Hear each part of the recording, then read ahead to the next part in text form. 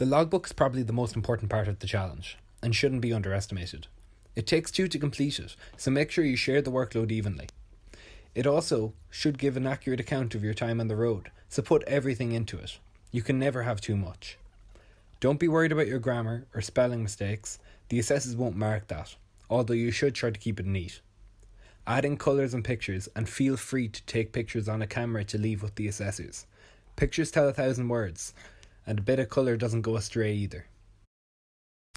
Display your team name clearly on your logbook. If one of your team are more artsy, be creative with it. It's very important to have a contents page. It helps the assessors to find things quickly, and it's also much nicer for you when you're looking back on your achievements. The Meet the Team, as with every other section, doesn't need to follow any particular format, and these are just examples.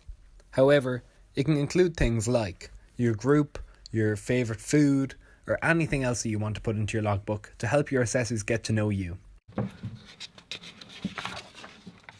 Simply put all the items that you're carrying on the road on your gear list. It's also an opportunity for you and your partner to decide whether it's necessary to bring everything you thought you needed. We encourage you to share items such as sun cream or toothpaste, unless you're going for different grade tans. It's a good idea to have a format for your log that you can follow every day. It makes it easier for you to come back and do it, and it's also easier for your assessors to find things. Try and put everything that you remember from the day in the log, but if you do forget anything, you can always tell the assessors later during your assessments. Keep all of your receipts. You don't want to have to try and prove that you spent your money on certain things. If a shop doesn't do receipts, simply get them to write one out for you. Make sure to take note and write down any foods that are provided to you. Write this down beside your budget to explain where this food came from, so it doesn't just appear out of nowhere. Your weather update doesn't need to be too in-depth. It just needs to be displayed clearly. You don't need to be a cartographer to create a good sketch map. Just be as accurate as you can.